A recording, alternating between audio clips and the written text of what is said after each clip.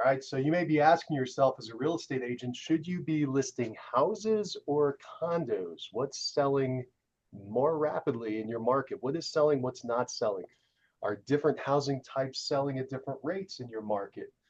Let's look into that. If you're interested in that, you're in the right place. Let's chat about it. All right, so welcome to the RAMS Agents Production Coaching Call. The goal of the call is to help you sell more homes by maximizing your repeat and referral closings by implementing the referral agent mastery system into your practice. And we typically talk about repeating referrals, and we'll get into that as well. But I'm going to talk about just generically in your market what's going on here in just a second. My name is Mike Cerrone. I'm co-founder of RAMS Agents, and my co-host is Angela Newman, a master trainer of RAMS Agents. Hello, Angela. How are you today? Hello, good morning. I'm doing great and happy to be here. Fantastic. It's good to have you here. So let's go ahead and jump into this topic. We'll make it quick and then we'll get into our traditional meeting. All right, so the question is, should you be listing houses or condos? Are there different housing types? Looking at the different housing types, what's actually selling in your market? I had that question as I saw something happen today, and I'll share this with you so you guys can take a peek. Give me a second. I'm going to pop open my screen. Let's see. I keep clicking all the wrong buttons this morning. Let's see. Where are we? Share the screen. Right there. All right. So I send myself a daily report on what's happening in my area. I live in a city named Lakewood, and I send over an expired list. I started doing my entire metro area a few years ago because there were so few. And then I started to get a lot more. And so I reduced it to my county. And that was starting to get to be too many. So now I've reduced it to my city. So we're sitting here in the middle of the month, on the 15th of the month.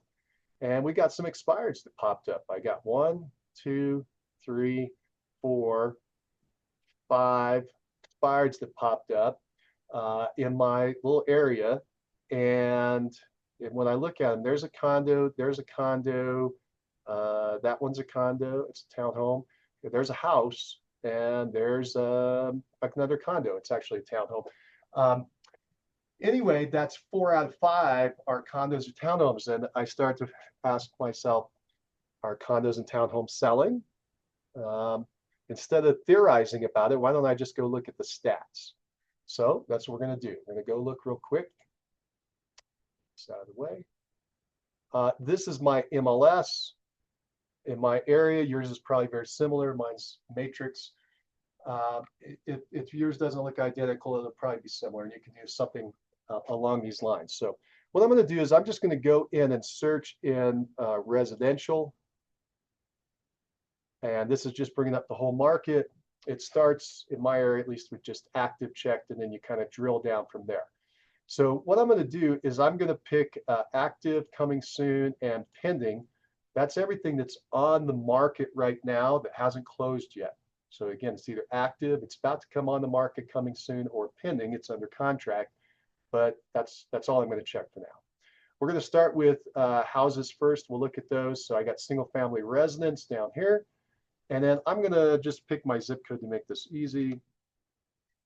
And there's my zip code. So those are the 3 pieces of information I have in there. And what it does is it gives me a number count down here. It's 106, 106. Can everybody see that down the bottom left? Oh, it's kind of small. So I got 106 of these properties in my area that are houses, they're active, they're coming soon, or pending. What I'm going to do now is I'm just going to add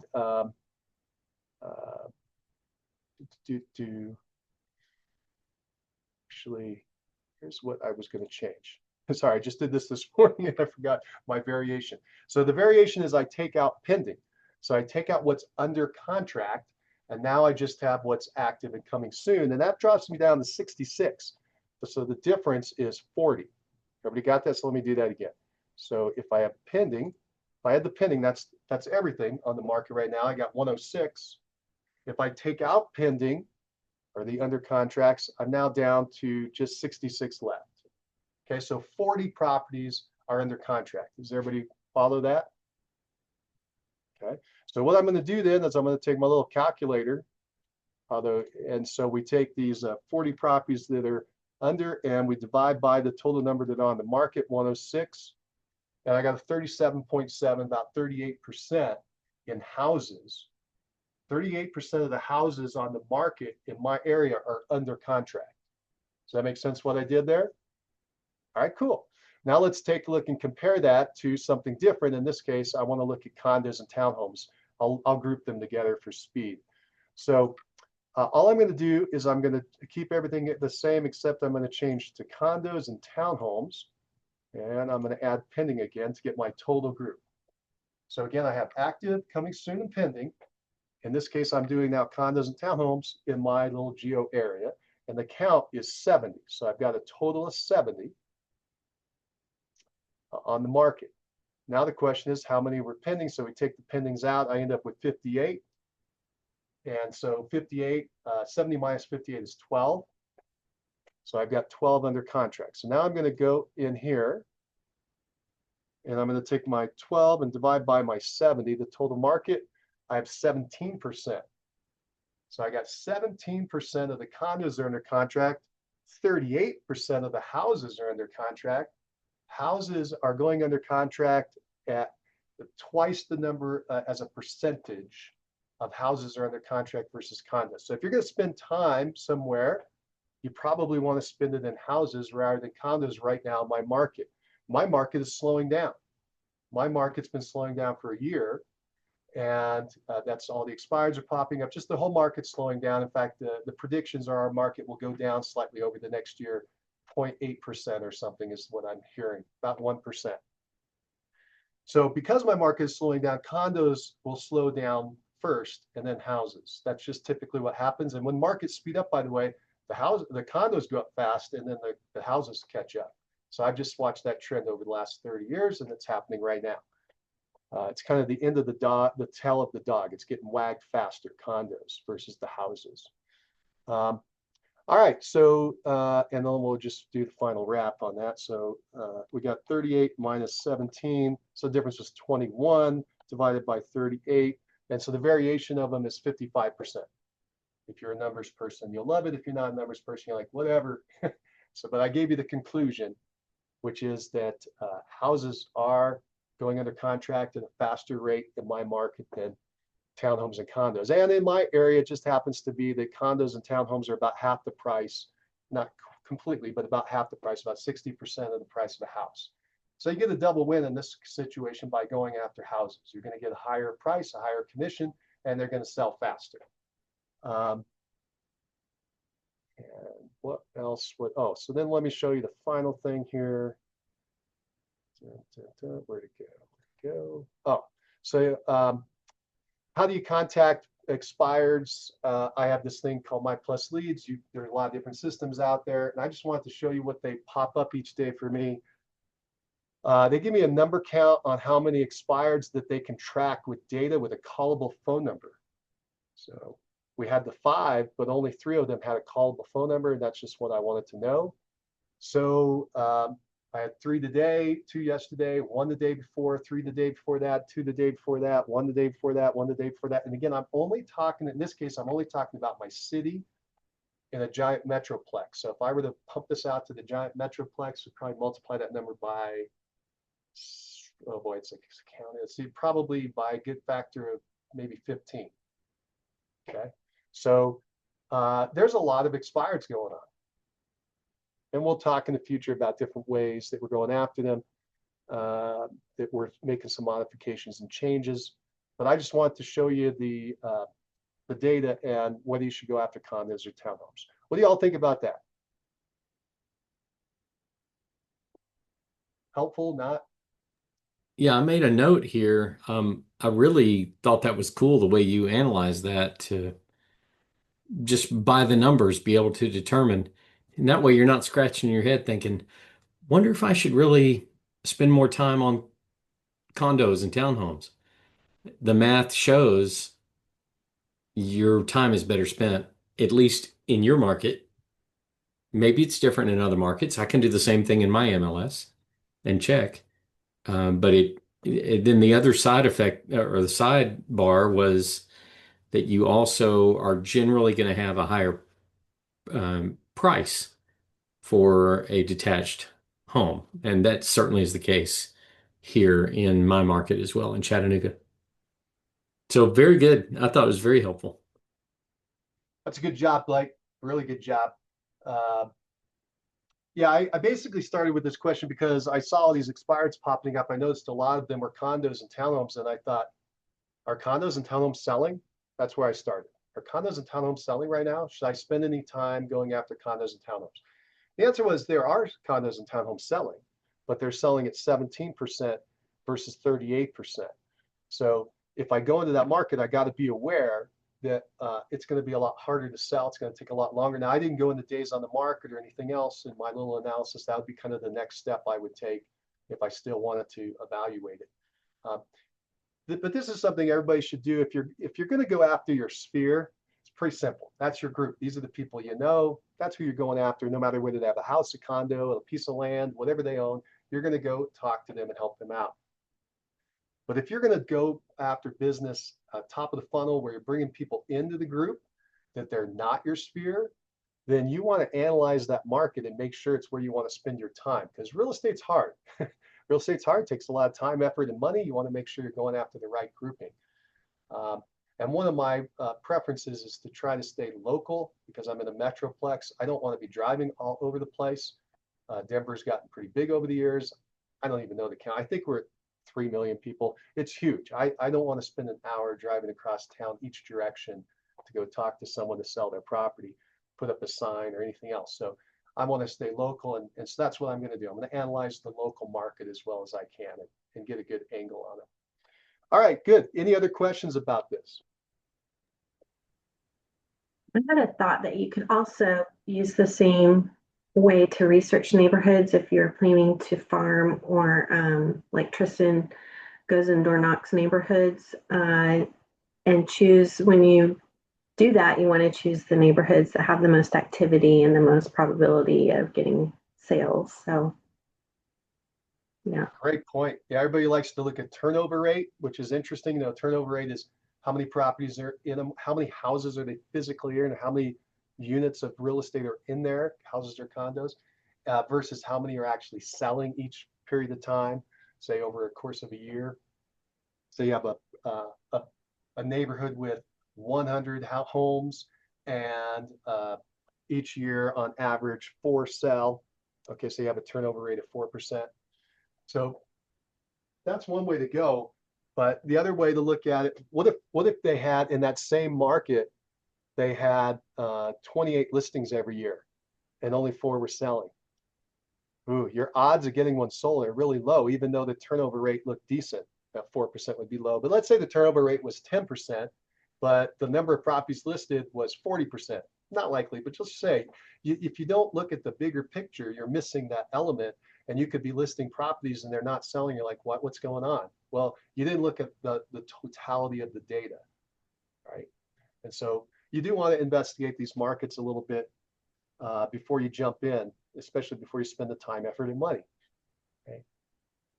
Okay. All right, good. So again, I hope that helps. We'll switch gears now. We'll go back into our regular call type of information. And who's got some good news they'd like to share?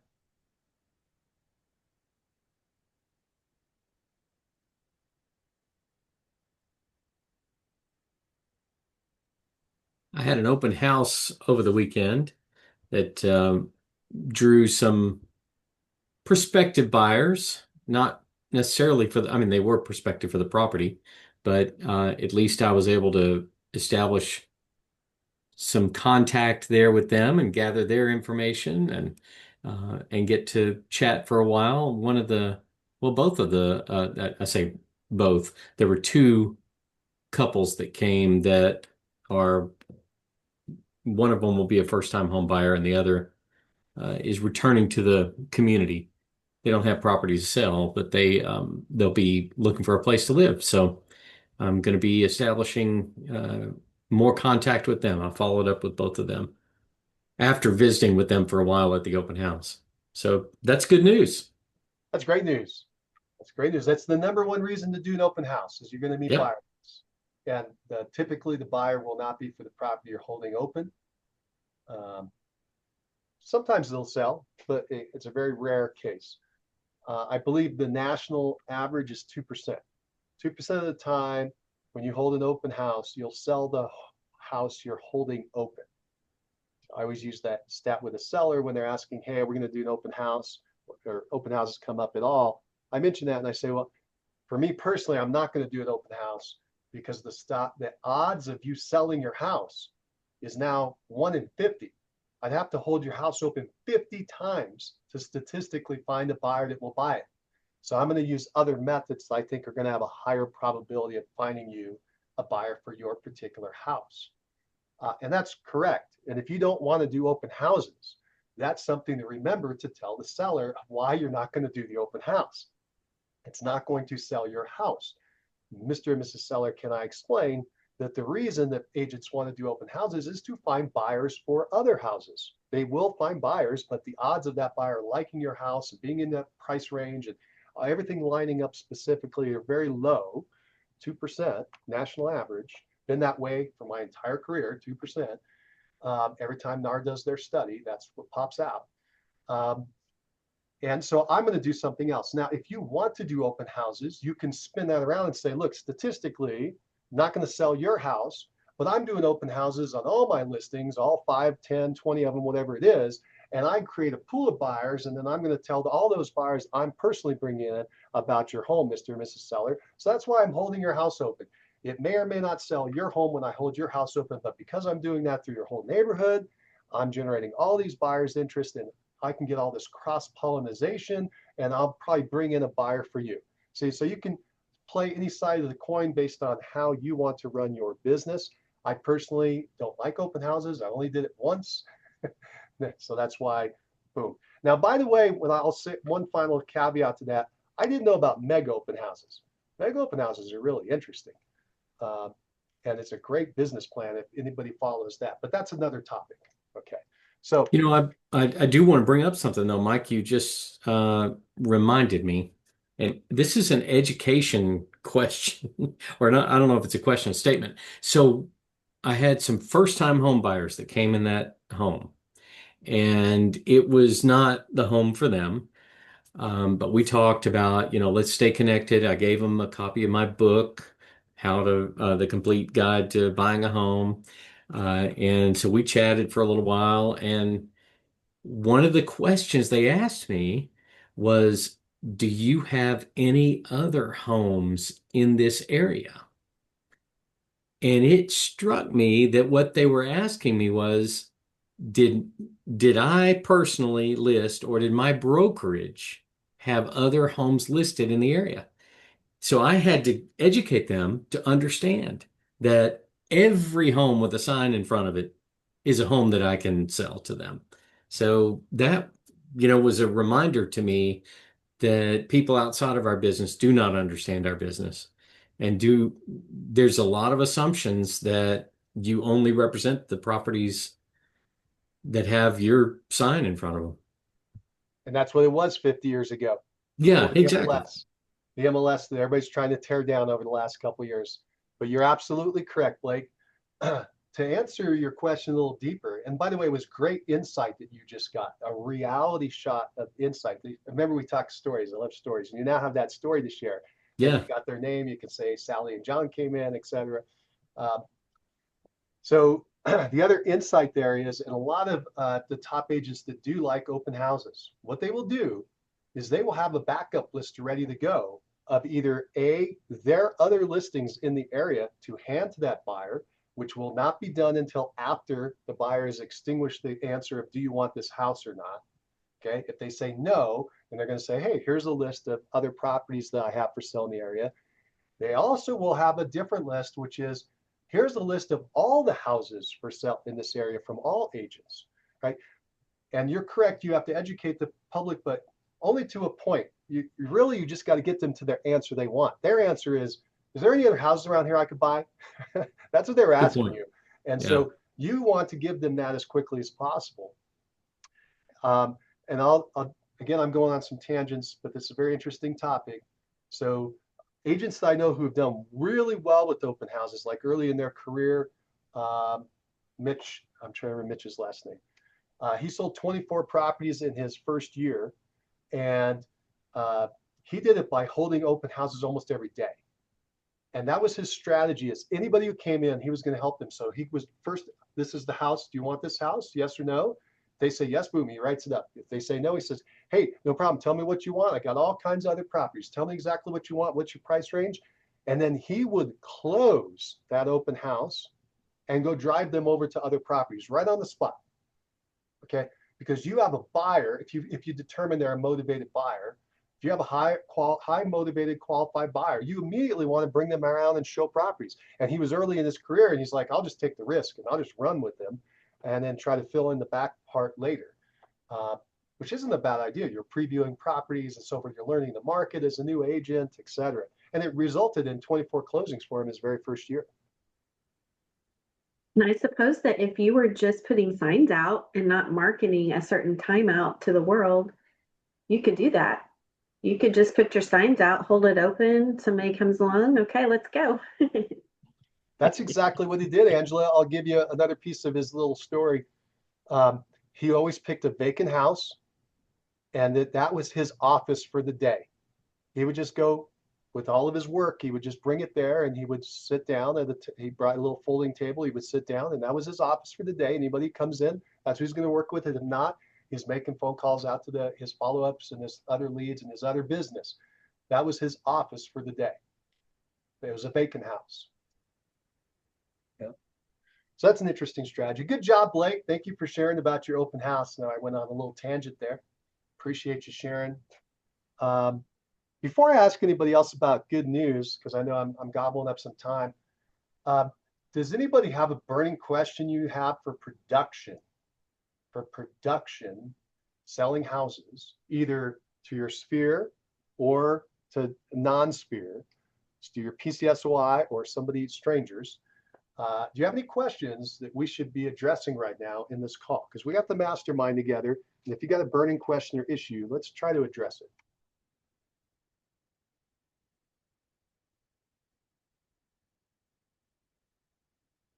Hello, guys. Hi, I'm at gym today, so yeah, we'll kind of like do two things in the same time. Sweet. So I have like quick question. I just I got the call like yesterday from my kind of like friend of mine, I would say, and he kind of like want to list his home. It's kind of like over $1 million home. It's kind of nice one, but here's the deal: like he purchased this home like 2.5 years ago, and when he started work with me, he worked like maybe a couple months, and he switched the gear. He called me like in a couple of weeks. He said, "Oh, I just purchased the home." I said, "How you did it?" Without me, he said, "Oh, it's my wife. She kind of like on birthday party meet like the guy, and it's their kind of like friend, something like that." And they start talking, and they start kind of like he starts showing a couple houses, and we just decided to buy with him. I said, okay. It was like 2.5 years ago. And he's calling me like yesterday and said, okay, we work with this guy. He is kind of like nice. He's still our friend. And he's trying to sell this home. And when they purchased it was like 550, something like that. Now they want to sell over like 1 million, like I said. And he said, oh, can give me like maybe advices or some the way how we can sell this home. And I said, yeah, it sounds funny, like I can, but I mean, you won't kind of like work with this agent and ask me for advice and take my time. And he said, yeah, kind of like that. I said, no, no, no, listen, I mean, I want to help you, but like I have to become your listing agent. I mean, I don't want to work for free. Even like you're kind of like friend of mine, you know? And I said like, yeah, I can spend a little of time on your house. I can find the like where you guys fail. And I did. I called him back, talked to him a little bit, and I said like, if you want to hear the strategy how I want to sell the home, just like yeah, hire me. And and I stopped talking, and he said, okay, he will be discussed with wife, like if they want to kind of like start work with me. Is it any idea how to kind of like get the value in this case to the kind of seller, and in this case, like, because it's kind of like little weird case, and sounds like the guy want to kind of like use me like twice in his life, kind of the White House, now the cell phone, and I just don't want to kind of take the listing, and you understand the point, kind of, right? Yes. Yeah. So let me recap the story, and then try to give some information and ask the group for information as to or advice. Yeah, So okay. the way I hear the I story listen. is that you have somebody who bought a house with somebody else, with another agent. They just Mhm. listed their house with another agent, Mhm. and they're also a friend of yours, Mhm. and they're not getting their house sold with the other agent, so they're asking you for advice. Is that all correct? Yeah, I see you nodding. Okay, so this is an interesting one, and I'll preface it by saying all laws are state determined. So you're in Illinois, I'm in Colorado. We've got people all across the country in different locations, and you're going to want to check with your local rules and laws. You also have the realtors to deal with as well. So there's things called sign crossing, and that whole idea is that you're a real estate agent and you walk up to a house that already has a sign in the front, and you walk up to the seller and say, "Oh, don't use that agent. They're terrible.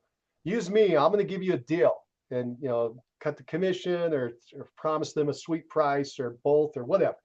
So that used to happen in the old days. So they created these rules that say you can't do any sign crossing.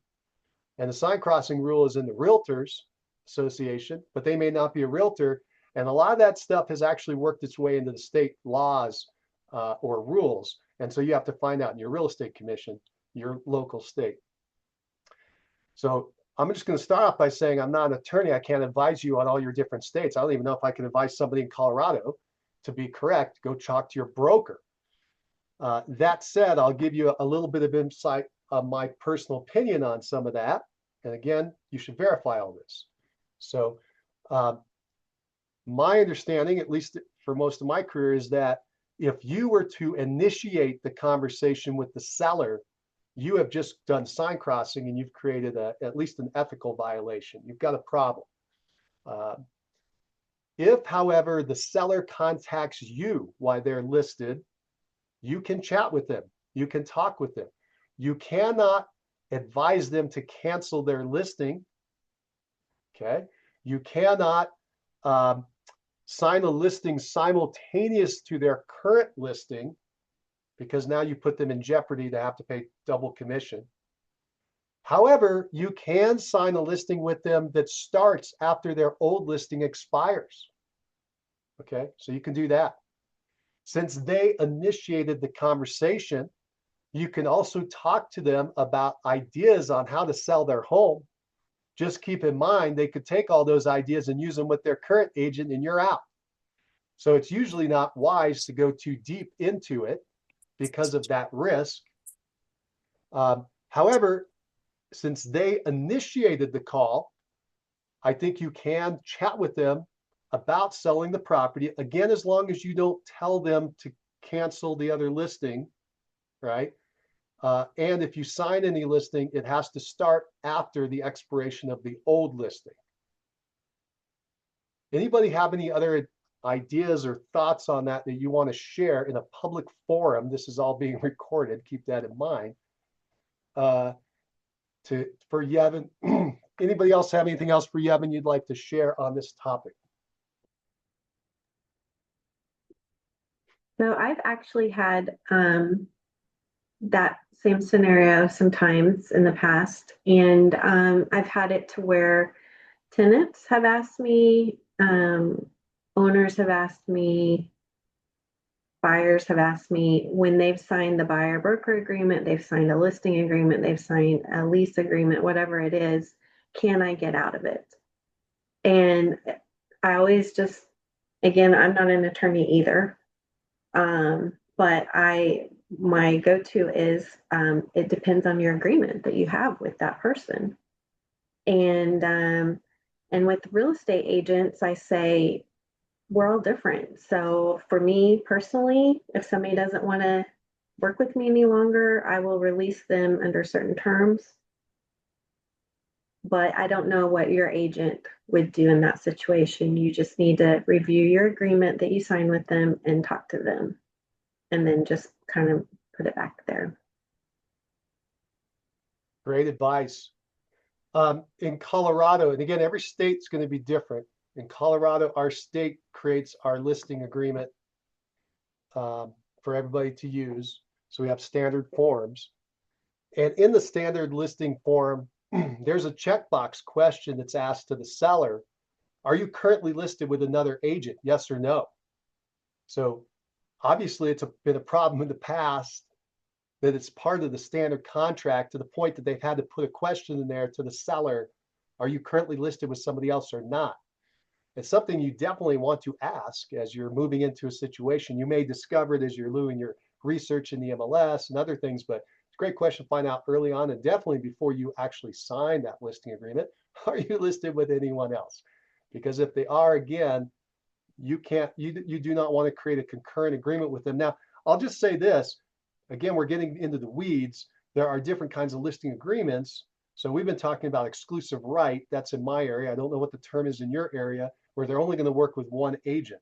There are other things like open listings, so we call it here, where a seller can work with all kinds of different agents, and whoever brings in the buyer first, that's who gets the commission. So you may look at those kind of things in your market as well. But statistically, you probably have an exclusive right listing. And the question you have to ask yourself, and you brought this up, how deep do you want to get in the weeds? Do you want to be reviewing their contract and finding out? If you do want to get into the weeds, you might have to do that. Can I see your listing agreement? Do you mind if I read your listing agreement? Because I want to know, is it an exclusive right? Is it open? What was the start date? When's the termination date? And then Angela was asking, did they write anything in there that they can terminate the agreement and the additional provisions or anything? But be careful. You don't want to become a lawyer advising this person, right? That's where you cross the line and you create problems, which again, every state is different. My state actually allows us in Colorado to act as an attorney, but only in the context of the contract, and that we can fill in the blanks. I mean, it's very narrow. But that was a Conway Bogue. It was a lawsuit happened in the I'm going into the weeds, but my point is every state is going to be different, and you could get yourself in a lot of trouble by acting as an attorney or advising them wrong or etc. And so Angela had the right idea. If it gets to that point and it looks like they are bound up with someone else and they want out, the answer is, if you want out of this, you better go talk to an attorney. I can't help you. Maybe send them to the real estate commission. I know we went in the weeds there, Yevon, but did that help at all? I mean, the main question was about like how to bring the value to the client, like that, kind of like pushing forward to work with them. Oh, let me make sure I didn't misunderstand. Is the seller currently listed with the other agent or not? Listed, yeah. They are listed with the other agent. Yes. Okay. And now ask listed your question again. Make sure I'm actually focusing in on what you want. Yeah. He listed like on 20 days period, and they didn't sell. And he said like, I need to sell quick. And I said, yeah, let's start work with me. And he said, but I still have the contract with guy, and he promised to sell for 2 weeks, and it's already 3 weeks, and we don't have any offer on the table.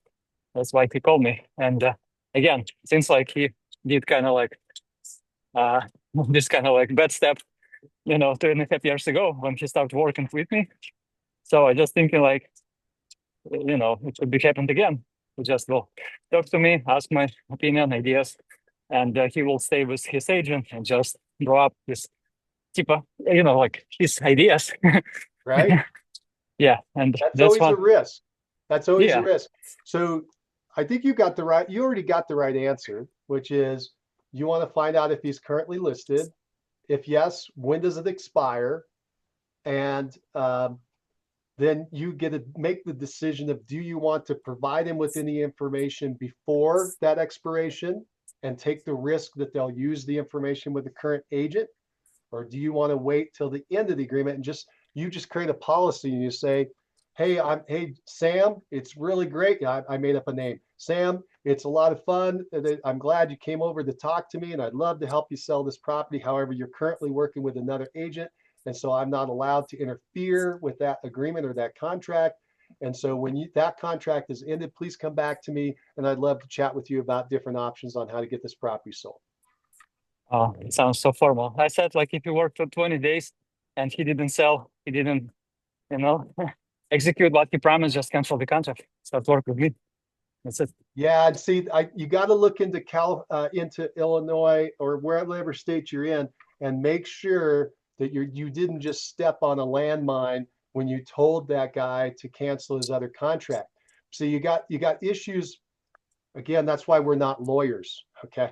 Because they have to look at all these other angles of all the different laws. So we talked about the realtor problem of crossing the sign. Okay, that's not law though. That's just rules. And then you got the state. They have laws. Your real estate commission. They have laws, but they also have rules that they're following. And you got to be wondering which one you've crossed. When you told him to cancel his contract, you may have actually moved in the state law, where you're asking somebody to, and you're trying to interfere with somebody else's contract. There's a term for it, and I don't remember the Latin, but you basically are tortus interferus, or some weird name like that. I'm probably blowing it. And if you interfere with somebody else's contract, that's a different problem. Now you're getting into legal problems that are outside of real estate. It's just any contract that you interfere with. Does that make sense what I'm saying? Sorry, but for me, no. Yeah, he's kind of like own this house. He can do whatever he wants. And if he need to kind of sell quick, he needs money, he divorce or something like that. I mean, who cares? Like, yeah, he signed the contract.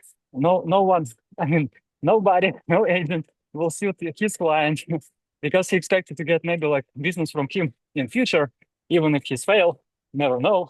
So his agent will kind of sue him for 20 days, never. This agent knew he maybe doesn't have money to kind of like hire attorney. I don't know. That's my point. It's practical. It's not theoretical. Like some things could happen again, but in our world, I mean, for 20 days, no one will sue the client, like who can cancel contract with him because agent didn't kind of execute the promises to sell home for 2 weeks. Seller's decision, not yours, and you can't advise him as an attorney. That's my answer to you. Oh, I didn't. I just telling you guys. Your frustration. Yeah. I understand your frustration, but you asked and I answered. Make sure you get your broker involved and make sure in fact, that's probably the first place you should go with this question is your broker, because they're going to be on the hook with you with whatever happens. Okay. And then, and if you want to pursue it further, or he wants to pursue it further, maybe an attorney needs to be involved. Because the other agent and their broker, they're going to be pissed off that they lost the listing because somebody came in and interfered. They're going to be the ones that will bring suit against you if they decide to. And as the prices and the commissions go up, it's more and more likely that someone's going to be pissed off, right? Now, there are a lot of ways to work through all this. Like, for instance, you could go to the other agent and say, hey, I'm really sorry to hear things aren't working out, but I was contacted by this person and they want to work with me now. How about if I pay you a referral fee for your time and effort? Right? It will be nice if somebody did to me like that.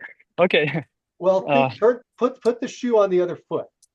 Yeah, but he did the same like 2.5 years ago. I mean, like, who cares? I mean, the client decided to change mine and start work with another agent, purchase the phone 2.5 years ago. So now it's kind of my turn.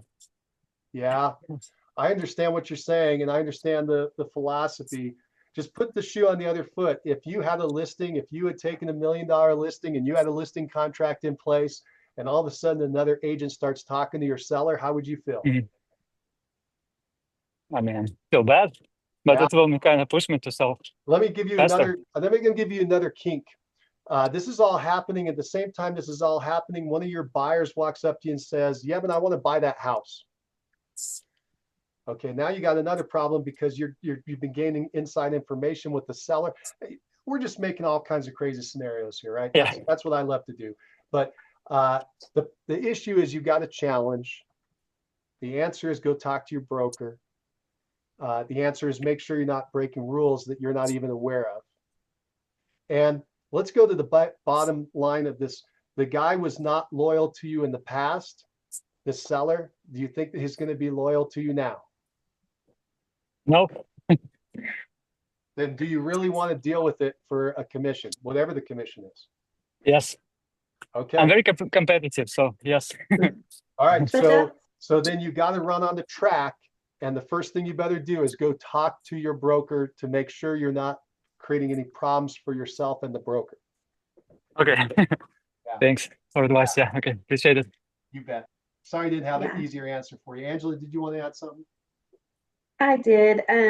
So I am a very giving person. I want to help everybody. And so I have a lot of people that I thought would be loyal, that not a lot, but some people that in the past that I thought would be loyal that weren't. And I gave. So now I really, I think that as far as should you help him while he's still listed, I think we just have to remember our value.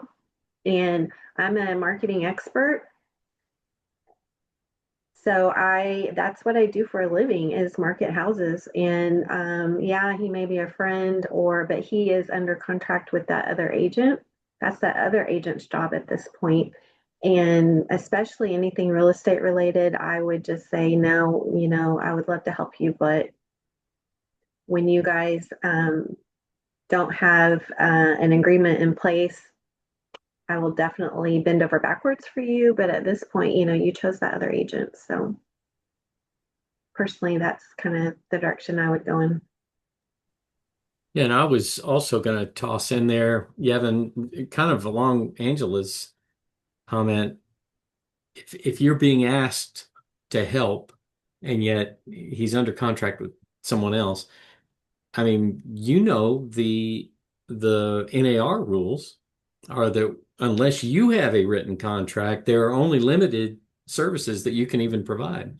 Well, you could, yeah, and NAR does have, kind of a definition of what those services are, but you could expand those services and say, I really can't talk to you much about this until, you're, as long as you're contracted with someone else, I really can't talk to you a lot about it other than just generalities. All right, Yevon, you got some more research to do. Recommend go chatting with your broker and getting the information and making sure you're following everything there in your state. Thank you for bringing it up. And that was kind of fun. Angela, you had some issues happening recently, and I'm just going to ask you, do you want to chat about what happened to you recently or not?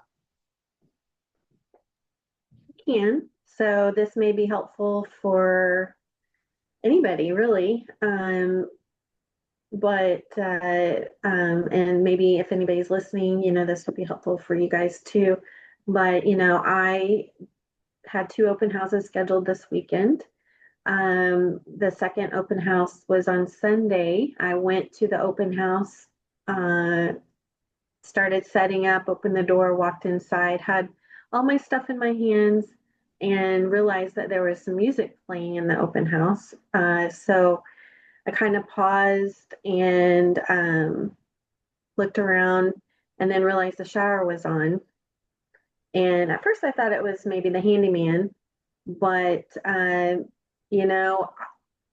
I put myself in bad situations over the years. They always worked out, but I've kind of learned the hard way that, if something doesn't seem right, get out. So then I immediately turned around, went outside, got in my car, and called the owner and told the owner, is the handyman here? I tried to call the handyman. He didn't answer.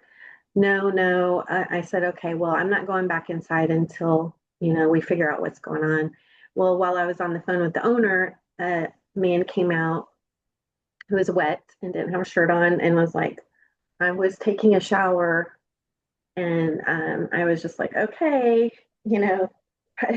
go on. So anyway, long story short, he had been living in the house for, who knows, maybe the past few days, and had a bed made. I had snacks in the house. He ate all the snacks. Had obviously been there for a few days. and the owners chose to file a police report. But yeah, it was very scary. I've had, I would say, abandoned houses that had no way to lock up, where I knew that it could be a probability. And so I was always really super careful with those and would yell before I would enter and carry stuff and take somebody with me. In this case, this was a nice house, luxury updated, but somebody figured out it was vacant and they chose to break in. They broke into the back door through the glass. And so, but I guess long story short was I did have mace in my hand. I immediately realized that something wasn't right and left. So open house safety is just so important, and I'm just thankful that nothing happened.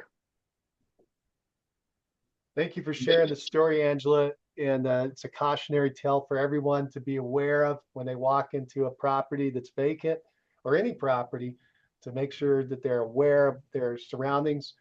I still walk into properties and look in every single room to make sure everything's okay. I know it sounds weird, but I'm paranoid. I didn't have anything like that happen, but I'm paranoid. So I look in all the rooms when I walk into a house that's been vacant for a while. Just to make sure, and I'm very cautious because I don't want anybody walking up behind me after I get real comfortable in there. Good luck, and I'm glad thank you again for sharing the story. Anybody else have any questions or comments for Angela before we go on? It's also for me, it's confusing when you show in the house and is like some doors locked in the bedrooms, you know. And when you show, it's kind of like dark hallway, you turn the lights on, and you never know what's going on inside in the bedroom, you know. I always try to like knock if I know your house is vacant. You never know because it's all confused when you see hallway, all doors locked, and you have to open one by one to expect is there anyone inside, or, you know. Yes, yeah. So feel you.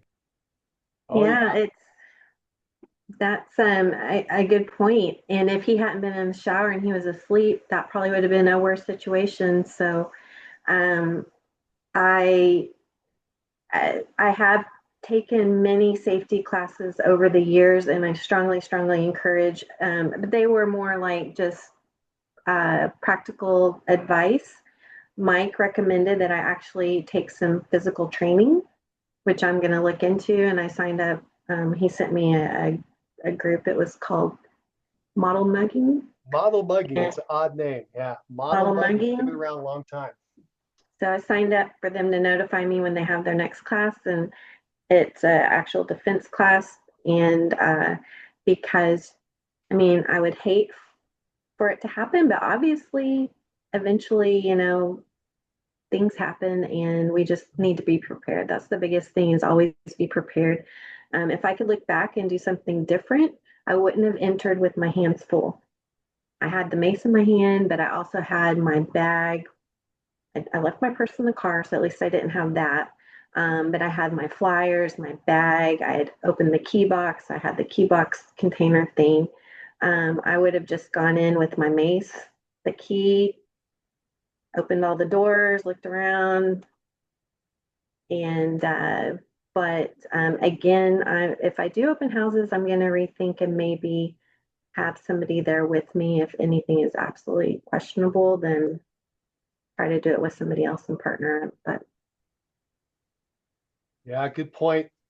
That class is called Model, MODEL, mugging, MUGGING. If you type that into Google, you'll actually find it. They put on classes all over the country.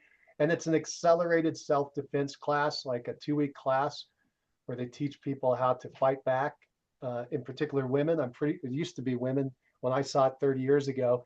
I actually went to one of their graduation classes, and these women beat the snot out of the attacker.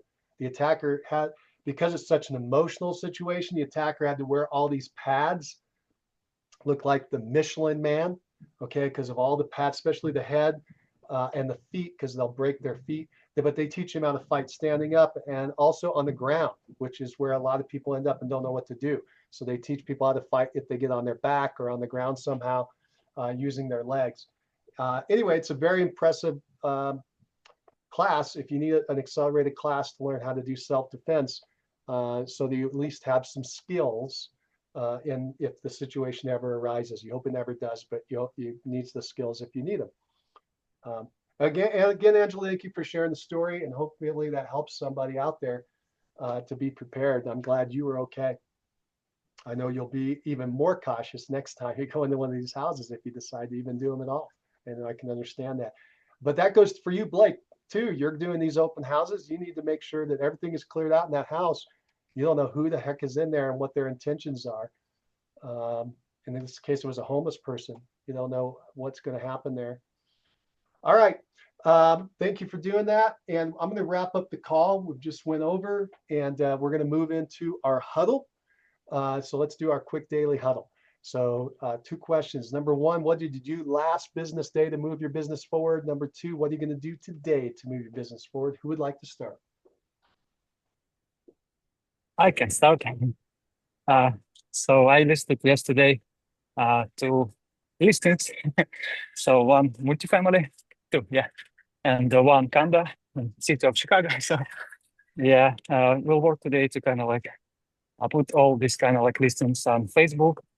My assistant will create the video for Instagram. So we shot a couple drone videos and side tour. So it's gonna be like nice.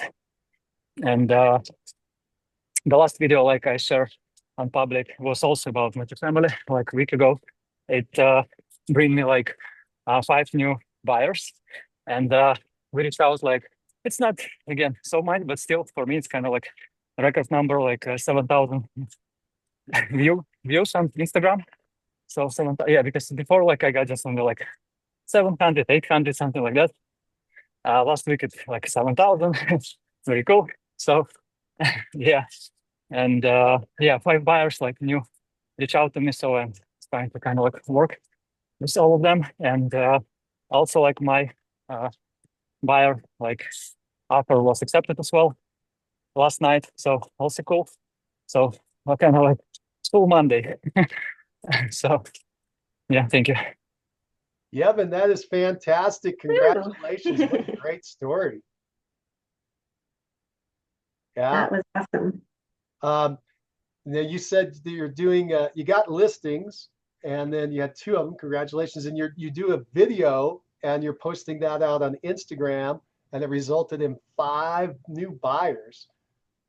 Tell us, what is the video? Okay. It was like a video about a client who purchased, it's actually like young lady. She's like 21 years old, kind of, you know, young and pretty. So when she purchased like 4 units in Chicago, and I asked her like if she can share the story like for our last 4.5 months when we work, see the kind of like different type of multifamilies, what's the idea, what's the struggle, how you decided to go with this kind of like idea to buy, you know, like live in 1 unit, rented out like 3 other units. And we did like 2 minutes video. We cut it for 1 minute each, and we put like 2 parts on Instagram. And she kind of like nicely explained how she did it. I asked her these questions, and a lot of people like it because it's kind of like sounds like unique, you know, like 21-year-old young lady, immigrant, came to US, purchased like 618,000, you know, price point 4 units, and how she, you know, like done it. And yeah, a lot of people reach out to me like, oh, who is she? What she's doing? Things like that. And other people just said, oh, nice. We want to do the same. Just explain how to get finance, how to get the right lender, where you guys found, you know, like this kind of like 4 units, things like that. So it was cool. That is a beautiful story. And that's what it is, right? You used a story, you used this testimonial and story format to share what had happened, and people could visualize, hey, if that person can do it, I can do it. And in order for that to happen, I want to reach out to the person that orchestrated this, which was Yevon. Now, at the end of the videos, did you have a call to action for them to reach out to you? Or did it just happen organically because they saw the story and said, well, I got to reach out to someone. I'm going to reach out to the guy that posted this. Actually, this video I don't. Usually I do, because it was after closing. It was kind of like, almost 3 hours closing. So we start make this video on the hallway behind like title company. And she just kind of like, yeah, give me some time, we did nice video, but I forget to call, people to the action. I just explained at the end the strategy and steps, what we did for public. Maybe it's kind of, nice, because most of the agents want to, take testimonials, never explain some, kind of things behind the stage, and maybe it's help, like, because you create kind of like connection with the people, like you explaining, like real case and real kind of like struggle. So That's fantastic. Yeah, if you want to create expert status, the fastest way to do it is to teach somebody something. And it sounds like you shared the story, and then you taught the people listening, here's how it worked, right? And even without a call to action, they're like, I want to do that too. And they reached out to you. Now, were these buyer leads, or are they actually now clients, or what's happening? I mean, like 3 of them not qualify for buy something this year, but like 2 of them, it's my past kind of like clients, and they just, accidentally see this video and said, okay, we thought about like many years ago to buy something like that. If she did it, like, why we are kind of older guys cannot buy? And 2 of them, like, yeah, qualified buyers. So we with one of these clients from Instagram, yeah, like my best clients. I know him for like 8 years maybe. So he owned kind of like body shop. So he said like, yeah, let's look some, similar properties. And we going on my birthday on Thursday, this Thursday, to see kind of like 4 units buildings for him. So, That's fantastic. Now, were these people in your PCSOI, or were they strangers? Like, did you put this out to the group of people you already knew, and that's who the 5 people are that responded, or were they strangers that you didn't know? it's on Reels. I just posted like on Facebook, shorts, and Instagram Reels. And Okay. this I week don't know talk. enough about that. Does that just go out to the people in your sphere, or does it go out to strangers as well? Yes, it's for all. You can Okay. choose like a show to your kind of like friends, or to open for public. And I always share with public. So like, and everybody like, yeah, can see it. Have Even you you ever guys, had if any you want. But anonymous it's friends and that yeah, everybody, yeah, it that's went how it. viral? Yeah, because I have like around 4,000 friends. So like, but it seemed like 7,000 something. So it's kind of not my friends at all. Yeah, it's all people. And 3 of them, like I said, are strangers. It's kind of like cold leads. I don't know these people. But 2 of them, it's kind of like fast clients. Nice. Yeah. Yeah, I'm sure everybody would love to see that video at some point. That sounds like an incredible video. And thank you for Yeah. outlining what happened. Thanks. Yeah, been good job. All right, who else would like to go next and share your number one thing you did yesterday to move your business forward? Or number one thing you did today? I'll do that. Yesterday, I had lunch with a lender, and we just had some good brainstorming. So that was my number one thing yesterday. And today, my number one thing will be preparing my marketing report for my listing of the farm. Cool. Cool. And then you'll reach out and do your seller reports today. Yeah, that's what I meant to say. Yeah, the seller report. I called it marketing report. That's what I call it to them. I don't. That's how I refer to it to them. This is our weekly marketing report. Perfect. Yeah. Yeah. Perfect. Good luck with that, Blake. Thank you. That's good stuff. All right, Angela. So yesterday I think I mentioned a while back that I was going to test a magazine idea. And so my first round went out yesterday, and I just started around 5 o'clock, started getting messages and texts and everything from people saying that they got it and how nice it was and thank you. And so, I mean, it really is a nice looking magazine, has some great articles, recipes. I got to choose two tarot cards, and one of them was the ultimate summer bucket list, which I thought was really fun.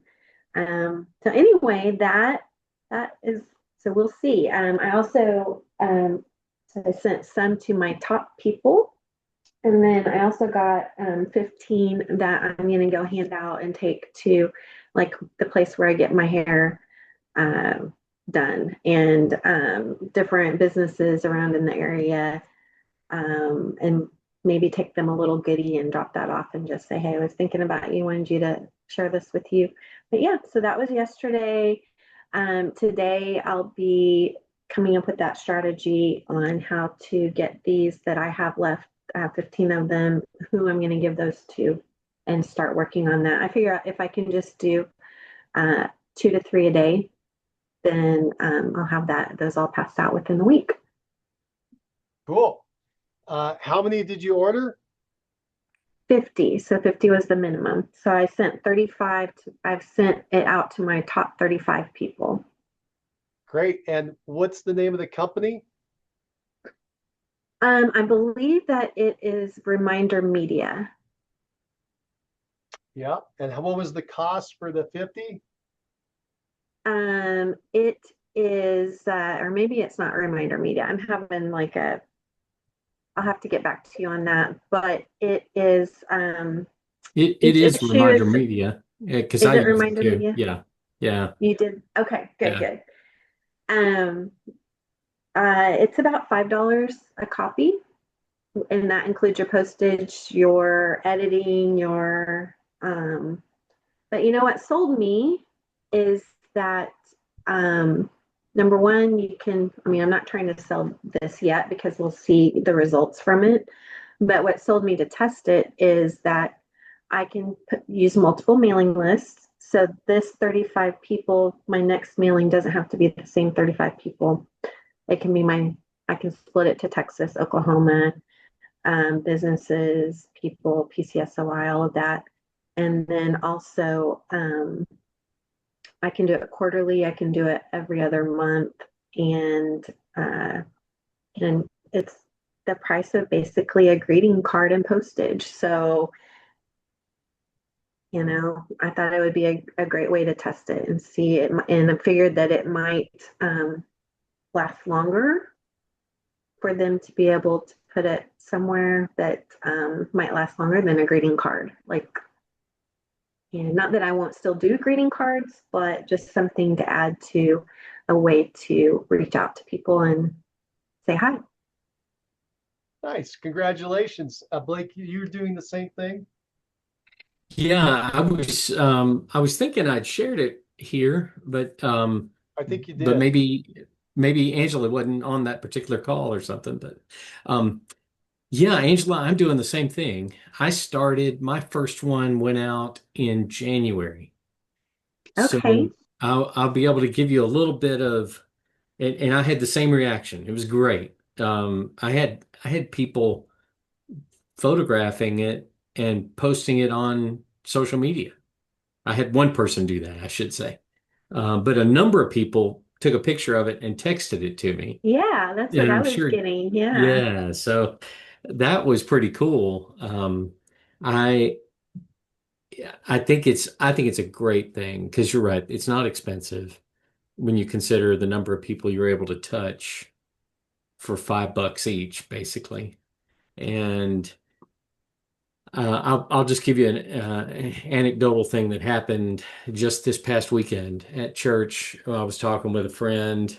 Actually, there was a couple of people there, and we were chatting about something, and she said, "Yeah, and you showed up in my mailbox," and then and she was talking about the magazine, and the other person standing right there in a different household said, "Oh, I get that too."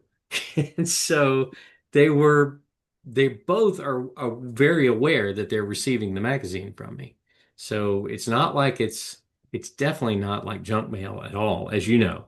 It's Mhm. clearly a keeper, like a coffee table kind of thing. So Yeah. I'm a believer in it for the investment. Um, yeah, I haven't had anybody yet call me and say, "Hey, I was looking at your magazine and decided I needed to list my house or something like that." But it's just another touch, it's particularly Mhm. for your top people.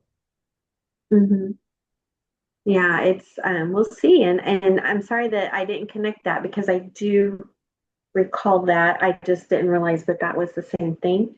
Yeah. And And I but split mine. I send one to Georgia and one to Tennessee. So just like you could do, you've got the mhm. two markets. Yeah, you could, like you said, you could send five of them that are prepared one way to a small group of five, and the other 20 and 30 to somebody else that look different. So I was thinking too for the next one, have a team version with me and Patty and I, and then have, the other version. So there's Yeah, anyway, it's pretty cool. that is. Yeah, yeah, that's awesome. I'm glad you had good results with that. So we'll see how it goes now that we know we're both in it together. Exactly. Yeah. Cool, cool. That's fantastic. I can't wait to hear the update on some success uh, after you've had this for a while and whether it's actually generating business. That's the key, right? Does it generate business? Everything should be evaluated. All your marketing should be evaluated on that. Can you track it? Did you get business? If so, how much? Did it pay for itself or not? You track that over the course of the year on any type of marketing that you're doing so that you can make that evaluation at the end of the year of do I keep it or do I drop it? Which is why you should ask everybody, why did you call me today? Why did you call me today?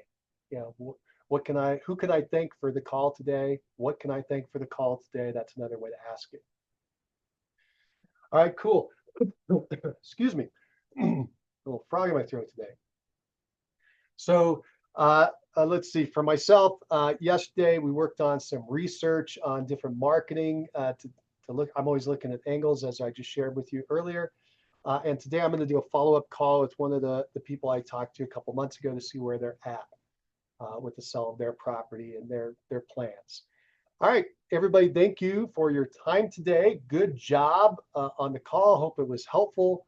And we'll see you all down the road. Have a great rest of your day. Thank you. Bye.